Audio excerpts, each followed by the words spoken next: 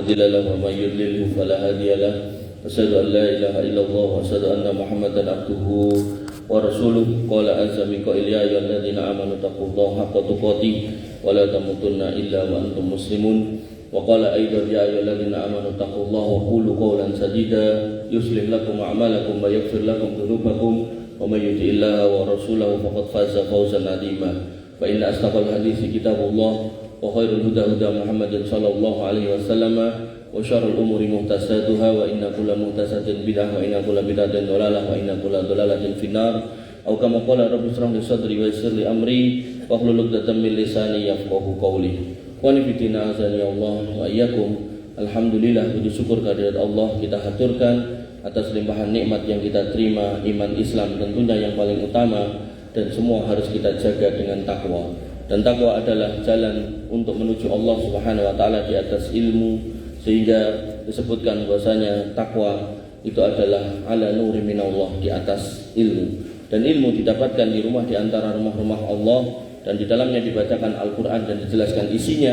Maka Nabi SAW bersabda, mastama'a qaumun fi baitin min buyutillah yatluna kitaballah wa yatadarasunahu bainahum illa nazalat alaihimus sakinah. Orang-orang yang masih mau duduk di masjid dalam rangka untuk menuntut ilmu, dibacakan di dalamnya Quran dan disampaikan isinya, dijelaskan dengan sunnah, maka mereka akan mendapatkan kesakinahan, ketenangan hidup.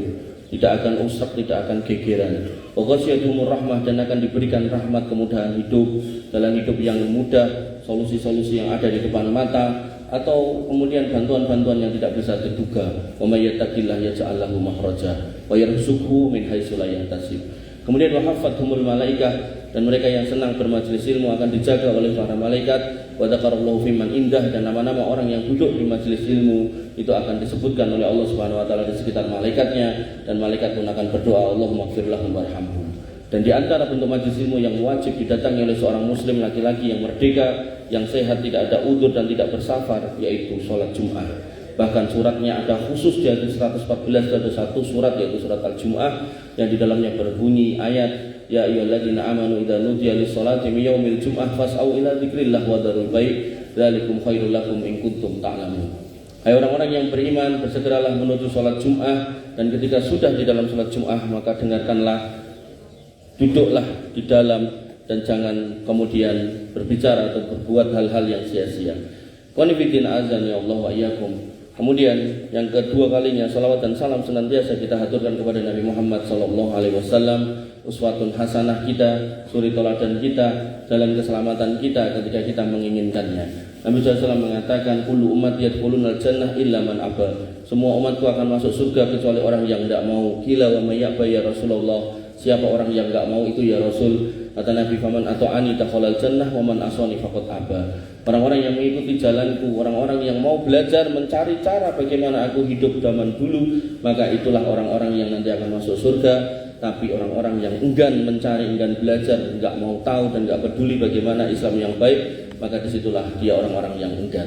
Oleh karena itu maka ikhwani fiddin azani Allah wa iyyakum, seorang khatib selalu mengingatkan ya ayyuhalladzina amanu taqullaha haqqa tuqatih wa la tamutunna illa wa antum muslimun. Orang-orang yang beriman, bertakwalah kepada Allah dengan takwa yang sebenar-benarnya, dan jangan sekali-kali mati kecuali di atas keislaman. Maka Islam yang terbaik adalah udkhulu fis silmi kafah wa la tattabi'u khutuwatis syaitan. Masuklah Islam secara menyeluruh, pelajarilah Islam yang ada agar panjenengan bahagia di dunia dan di akhirat, dan jangan mencari jalan lain, karena jalan lain itu adalah jalannya syaitan. Wa may yabtaghi ghairal islami dinan fala yuqbal minhu wa huwa fil akhirati minal khasirin. Orang-orang yang mencari jalan selain Islam maka tidak akan mendapatkan kebahagiaan di dunia sampai di akhirat, bahkan dia di akhirat akan menjadi orang-orang yang merugi. Qani biddin azani Allah wa iyyakum. Tema saya pada siang hari ini menyambung tema yang lalu, yaitu tentang Allah di atas arsy. Sesudah kita tahu Allah di atas arsy, apa hikmahnya kita tahu Allah di atas arsy? Maka di antara bentuk hal yang akan datang pada seorang muslim yang menghayati, memahami dengan benar, mengilmui dengan benar bahwasanya Allah itu di atas arsy, maka akan muncul rasa khosyah, rasa takut. Takut itu apa? Satu kondisi, kalau itu bertemu dengan makhluk maka kita lari, tapi kalau bertemu dengan Allah, dengan Rabb, maka kita akan mendekat. Makanya Allah Subhanahu wa taala menyebutkan di dalam Al-Qur'an, fafiru ilallah, bukan fafiru minallah. Berlarilah menuju Allah, bukan berlarilah dari Allah. Karena orang yang paham benar Allah sedemikian agung, sedemikian kuasa, sedemikian besar sebagaimana yang pernah saya jelaskan, bahkan kursinya saja melingkupi langit dan bumi dan seluruh isinya, arasnya lebih besar dari itu semua dan Allah lebih besar dari itu semua, maka tidak ada pilihan kecuali kita takut, tapi takut yang tunduk kepada Allah Subhanahu wa taala. Allah berfirman pada Quran surat Ar-Rahman ayat 46, "Waliman khafa maqama rabbih jannatan." Dan orang-orang yang takut kepada Rabb-nya, kepada kedudukan Rabb-nya yang maha tinggi, maha agung, maha besar, maha kuasa, maka dia akan mendapatkan dua surga, surga yang di dunia dan surga yang di akhirat. Surga di dunia berupa ketenangan hidup, surga di akhirat berupa kedamaian akhir dari perjalanan yang panjang yang akan dia nikmati selama-lamanya. Kemudian Quran surat An-Nazi'at ayat 40 sampai 41 Allah berfirman, "Wa amma man khafa maqama rabbih wa nahan nafsa 'anil hawa fa innal jannata hiyal ma'wa." Adapun orang-orang yang takut akan kedudukan agung Allah Subhanahu wa taala dan menahan diri karena rasa takut itu dari semua bentuk hawa nafsu yang harus diperturutkannya, maka fa innal jannata hiyal ma'wa. Tempat tinggalnya nanti adalah surga yang berada di sebelah Sidratul Muntaha, yang bentuknya adalah bintang-bintang, yang paling tinggi adalah Firdaus, yang bertebaran kiri dan kanan, yang paling tengah paling tinggi adalah Firdaus. Dari Firdaus mengalir sungai-sungai minimal 4, sungai susu yang tidak pernah bau, sungai madu yang tidak pernah palsu, sungai air murni yang tidak pernah terkontaminasi, dan sungai minuman keras yang tidak pernah memabukkan. Dan ini sudah saya jelaskan. Ya Allah wa iyyakum. Sehingga menurut Ibnu Qayyim, hakikat rasa takut kepada Allah Subhanahu wa taala, al-khaufu minallah wa halun yamna'ul abdu min irtikabi ma'ashi wa yadu'uhu ila Allah taala. Yaitu satu kondisi di mana Allah adalah selalu berada di dalam hati seorang hamba. Makanya bukan Allah di dalam kita itu zatnya, bukan, tapi kecintaan kita kepada Allah, dan itu akhirnya mencegah hamba dari berbuat maksiat dan mendorong dirinya untuk senantiasa taat. Sehingga ketika jenengan paham kalau Allah di atas arsy maha agung, maha kuasa, maha melihat, maha mendengar, maka rasa takut itu bukan cuma sekedar rasa takut seperti takut kepada binatang buas, tapi lebih dari itu akan melahirkan satu kondisi seorang muslim tidak akan memperturutkan hawa nafsu, selalu jujur dalam berbuat dan punya nilai tanggung jawab dalam setiap pekerjaannya. Sehingga kalau jenengan implementasikan dalam proses bisnis yang ada di tempat ini, maka seorang muslim yang paham benar kalau Allah mengawasi dia, maka dia akan selalu jujur dan amanah. Makanya Allah berfirman pada Quran surat An-Nisa ayat 58, "Innallaha ya'murukum an tu'addul amanati ila ahliha." Sesungguhnya Allah menyuruh kamu untuk menunaikan amanah kepada orang-orang yang berhak menerimanya. Dan Nabi SAW mengkonfirmasi orang-orang yang tidak amanah itu adalah ciri orang munafik. Ayatul munafik salasun, idza haddasa kadzaba wa idza wa'ada akhlafa wa idza tumina khana. Yaitu jika mereka berbicara mereka senang berdusta, jika berjanji senang mengingkari, dan kalau dikasih kepercayaan amanah senang berkhianat. Dan Ibnu Mas'ud rahimahullah berkata bahwasanya al-amanah fi kulli sya'nin. Amanah itu harus ada pada jiwa seorang muslim di setiap saat, bahkan dalam urusan menakar, menulis dan menepati janji. Sehingga implementasi amanah di tempat ini adalah kita tidak boleh melakukan korupsi waktu, tidak boleh menunda pekerjaan yang bisa dikerjakan sekarang, dan tidak boleh mengambil apa yang bukan hak kita, yang merupakan milik perusahaan yang tidak boleh dibawa pulang, baik itu barang, uang, apakah fasilitas-fasilitas yang memang hanya boleh dipakai di sini, maka sebaiknya tidak dibawa pulang. Kemudian menyampaikan laporan-laporan yang benar, dan masih banyak turunannya. Kemudian yang kedua, seorang muslim yang kemudian memahami kalau Allah di atas arsy, dan ketika diterapkan di tempat kerja maka dia akan disiplin dan menjaga waktu sebagai bentuk bagian dari amanah. Allah Subhanahu wa taala berfirman, "Wal 'asri innal insana lafi khusrin." Demi masa, demi waktu, sesungguhnya manusia itu akan senantiasa berada dalam kerugian. Imam Syafi'i berkata, kalau mereka mau merenung manusia itu, maka ayat ini cukup untuk menjadi bahan koreksi kehidupan mereka. Senantiasa berintrospeksi waktunya yang hilang berapa dan akan bagaimana cara memperbaikinya. Maka implementasinya adalah ketika kita diberikan amanah untuk bekerja di satu tempat, maka tentu kita takut kepada Allah. Kalau kita tidak menjalankan amanah, maka kita tidak akan menyia-nyiakan waktu kerja itu, karena ia tahu waktu adalah amanah yang akan dihisab. Dan sebagian orang yang sudah mendapatkan nikmat pekerjaan kadang tidak memahami itu sebagai nikmat, disia-siakan, begitu kemudian mendapatkan surat peringatan dan dikeluarkan, baru dia menyesal. Ternyata nyari kerjaan enggak mudah. Makanya Bapak Ibu yang dirahmati Allah, ikhwani fillah azani Allah wa iyyakum.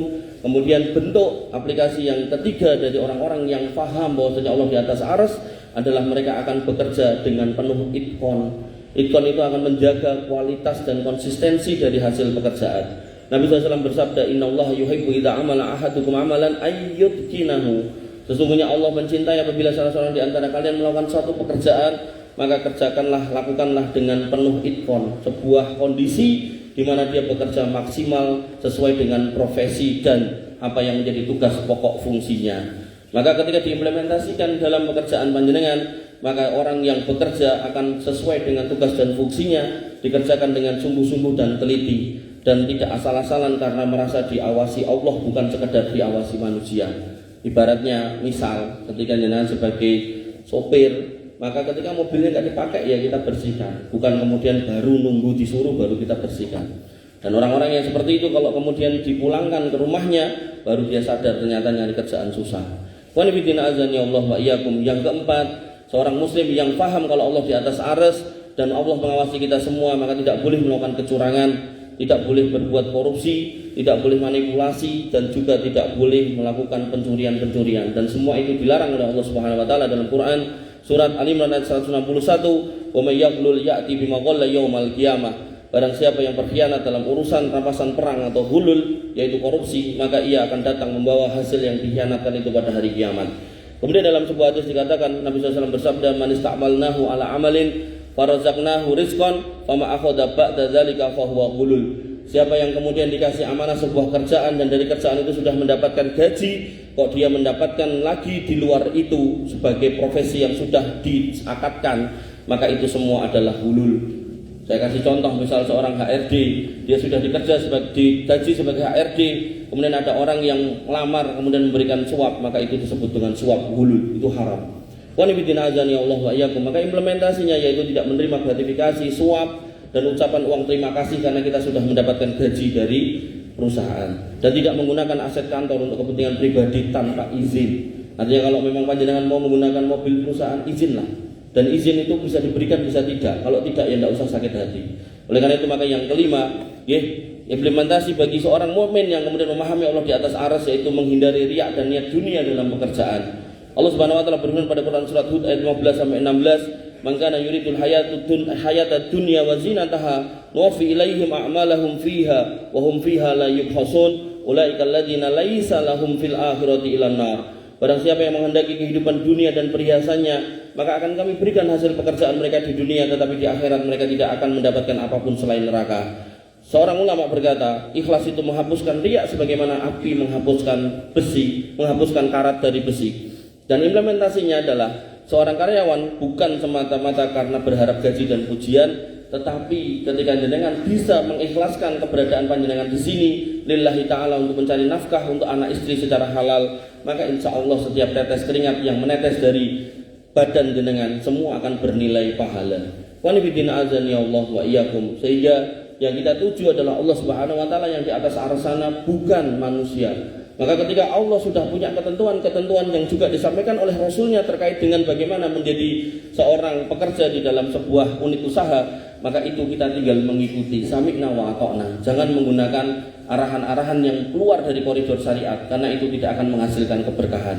Kemudian yang keenam, ketika kita bekerja di suatu tempat, maka ketika kita paham bahwa Allah di atas arsana mengawasi kita, maka kita harus hadir untuk selalu menasihati kepada teman-teman kita yang berbuat kedoliman. Jangan sampai kita membiarkan, bahkan kita mendukung. Ketika ada teman yang bersekongkol jahat, maka kita kasih tahu, kita peringatkan. Apapun konsekuensi yang kita terima, insya Allah itu sebagai sebuah kebaikan. Nabi SAW bersabda, "Al-muslimu akhul muslim la yadlimuhu wa la yahduluhu wa la yahkiruhu." Seorang muslim itu saudara buat muslim yang lain, di mana dia tidak boleh saling mendolimi, tidak boleh saling meninggalkan, mengabaikan, dan tidak boleh saling merendahkan. Sehingga dalam konteks kita bekerja bareng-bareng seperti ini, maka ketika ada kondisi-kondisi yang tidak benar, tidak baik, dan tidak sesuai dengan syariat dan hukum-hukum yang ada di negeri ini, maka kita menasihati teman kita. Soal dia nanti mendengarkan apa tidak ada masalah. Soal kemudian nanti dia membenci kita atau tidak, maka tidak ada masalah. Kembalilah kepada Allah Subhanahu wa taala yang memperhatikan panjenengan, maka Allah akan menjaga panjenengan insyaallah. Wa iman bidin azan ya Allah wa iyyakum. Demikian halnya jika kemudian teman kita berbuat baik, melakukan hal yang baik, walaupun mungkin beda divisi, beda tugas, kalau memang jenengan mampu untuk membantu, jenengan bantu, maka setiap bantuan yang jenengan bantukan itu insya Allah bernilai pahala. Walaupun mungkin dari sisi pekerjaan, dari sisi perusahaan mungkin jenengan tidak akan mendapat apa-apa, tapi ketahuilah setiap bantuan yang jenengan bantukan kepada seorang muslim, apapun itu bentuknya, apakah sekedar membawakan, mengetikkan, atau sekedar menasehati, maka itu semua akan menjadikan kebaikan. Kemudian terakhir, seorang muslim yang kemudian bekerja dalam kondisi diawasi oleh Allah Subhanahu wa taala, bukan karena CCTV, bukan karena pimpinan, maka akan senantiasa hadir jiwa-jiwa muraqabah, jiwa-jiwa yang akan selalu merasa diawasi oleh Allah Subhanahu wa taala. Dan Nabi Muhammad SAW pernah menjawab pertanyaan Jibril tentang apa itu ihsan. Beliau mengatakan, "Anta'budallah ka'annaka tarahu fa illam takun tarahu fa innahu yaraka." Maka seorang muslim itu akan dikatakan sebagai seorang muhsin, orang yang berbuat ihsan, yaitu ketika dia mampu bekerja, mampu berbuat, mampu beribadah, dalam proses mengerjakan itu semua, dia merasa Allah itu selalu mengawasi. Dia merasa bisa melihat Allah. Kalaupun tidak, maka dia yakin Allah mengawasinya. Sehingga dalam proses implementasinya, maka seorang karyawan akan senantiasa berusaha bekerja sebaik mungkin, seolah-olah itu Allah mengawasi dan hadir untuk selalu menilai dia. Dia nggak peduli dengan penilaian atasan, yang dia pedulikan adalah penilaian Allah.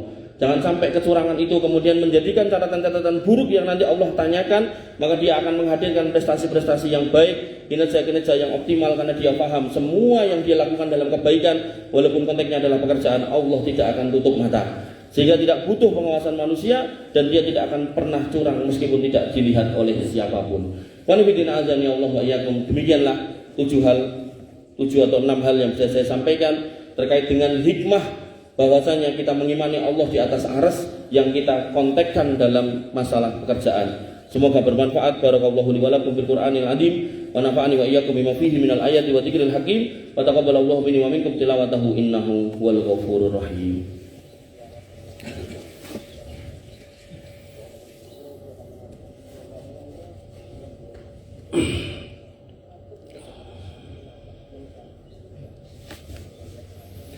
Alhamdulillah wa syukrulillah wa la hawla wa la quwata illa billah. Wassalatu wassalamu ala rasulillah wa ala alihi wa sahbihi wa mawalah. Ya ayyuhalladzina amanu taqullaha haqqa tuqatih wa la tamutunna illa wa antum muslimun. Wa la azamin qail ya ayyuhalladzina amanu taqullaha haqqa tuqatih wa la tamutunna illa wa antum muslimun. Wa nifidin azan ya Allah wa iyyakum. Pada khutbah yang kedua ini saya ingin meringkas khutbah yang pertama, yang intinya mengimani Allah di atas arsy itu adalah sebuah kewajiban, dan ayat dan hadisnya dan penjelasannya sudah saya sampaikan pada khutbah yang lalu di bulan yang lalu. Dan kemudian pada bulan ini atau khutbah Jumat ini saya sampaikan implementasinya, bagaimana kita kemudian menjadi seorang hamba yang mengenal Allah yang ada di arsy sana, yang selalu mengawasi kita, yang dikontekkan pada kondisi panjenengan yang ada di sini.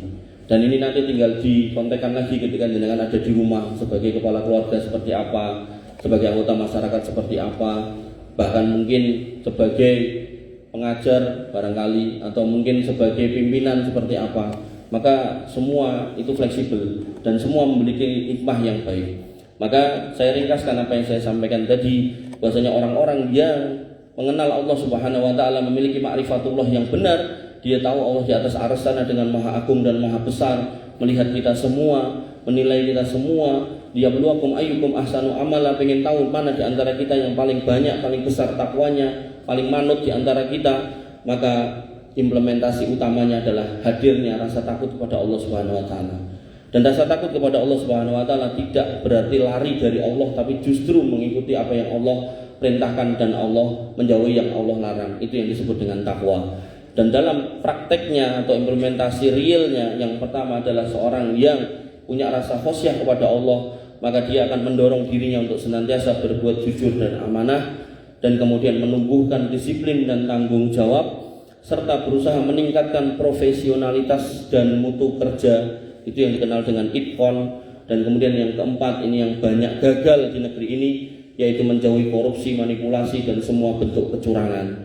Kemudian yang kelima, melahirkan etika sosial yang baik, yaitu senantiasa tolong menolong, saling menasihati, dan berlaku adil kepada orang-orang yang ada di sekitar kita. Kemudian yang keenam, yang terakhir, yaitu seorang muslim yang paham kalau diawasi Allah, maka dia harus punya rasa kalau memang benar-benar Allah mengawasinya. Itu yang kita sebut dengan muraqabah. hasil dari muraqabah, maka dia akan berbuat yang sebaik-baiknya, itu yang disebut dengan ihsan. Dan orang yang berbuat ihsan itu namanya muhsin. Dan Allah menyebutkan selain surga uiddat lil muttaqin, maka surga juga uiddat lil muhsinin. Jadi selain surga itu disiapkan untuk orang-orang yang bertakwa, maka surga juga disiapkan buat orang-orang yang berbuat ihsan. Wa nabiyina azani Allah wa iyyakum. Terakhir saya tutup dengan perkataan Al-Imam Ibnu Qayyim. Beliau mengatakan dalam kitab Ad-Dawa wa Dawa, man khafa Allah akhlasahu minad dunub wa man khafa ghairahu abqayahu 'alaiha. Siapa yang punya rasa takut kepada Allah Subhanahu wa taala, niscaya Allah akan bersihkan dirinya dari semua dosa. Semua yang pernah dia lakukan Allah akan ampuni. Dan siapa yang punya rasa takut bukan kepada Allah tapi kepada selainnya, lebih takut kepada manusia, polisi, tentara, bahkan sama polisi tidur pun takut, maka niscaya Allah akan biarkan dia senantiasa hidup dalam gelimang dosa. Dan itu akan membuat stres, membuat galau. Bahkan kita lihat sebagian orang kena masalah dikit tidak kuat lalu bunuh diri. Naudzubillah summa naudzubillah. Wa nabiyina azani Allah wa iyyakum. Ini yang bisa saya sampaikan, semoga bermanfaat. Kita tutup khutbah kita ini dengan doa. Wa sallallahu ala nabiyyina Muhammadin wa ala alihi wa sahbihi wasallim ajmain. Warhamna ma'hum bi rahmatika ya arhamar rahimin. Allahumma ighfir lil muslimina wal muslimat wal mu'minina wal mu'minat al ahya'i minhum wal amwat innaka sami'un qaribun mujibud da'wat wa ya qadiyal hajat. Rabbana ighfir lana dzunubana wa li ikhwanina alladziina sabaquna bil iman wa la taj'al fi qulubina ghillan lil ladziina amanu rabbana innaka ra'ufur rahim. Rabbana ighfir lana dzunubana wa li walidina warhamhum kama rabbawna shighara. Allahumma ighfir lahum warhamhum wa'afihim wa'fu anhum wa akrim nuzulahum wa wasi' madkhalahum waghsilhum bil ma'i wasalji wal barad. Allahumma taqabbal minna siyamana wa qiyamana wa ruku'ana wa sujudana wa tahassu'ana wa tadarru'ana. La ilaha illa anta subhanaka inna kunna minadh dhalimin wa illam taghfir lana wa tarhamna lanakunanna minal khasirin. Allahumma ighfir lana dzunubana wa li ikhwanina alladziina sabaquna bil iman wa la taj'al fi qulubina ghillan lil ladziina amanu rabbana innaka ra'ufur rahim. Allahumma aminna fi awtanina wa aslih a'immatana wa wulata umurina. Allahumma aslih auladana wa aslih aba'ana wa ummahatana wa ikhwanana wa akhwatana wa aslih asatidana ya arhamar rahimin. Irhamna faghfir lana ma qaddamna wa ma akharna wa ma alanna wa ma asrarna wa ma anta alamu bihi minna. La ilaha illa anta subhanaka inna kunna minadh dhalimin wa illam taghfir lana wa tarhamna lanakunanna minal khasirin. Rabbana hab lana minas salihin. Rabbana hab lana minas salihin. Rabbana hab lana minas salihin wajma'na fi zumratil muwahhidin wa adkhilna jannatika jannatin na'im ya arhamar rahimin ya dzal jalali wal ikram. Rabbana atina min ladunka rahmah wa hayyi' lana min amrina rasyada. Rabbana atina ma wa'atana ala rusulika wa la tukhzina yaumal qiyamah innaka antas sami'ud du'a innaka la tukhliful mi'ad. Rabbana atina fid dunya hasanah wa fil akhirati hasanah wa qina adzabannar wa qina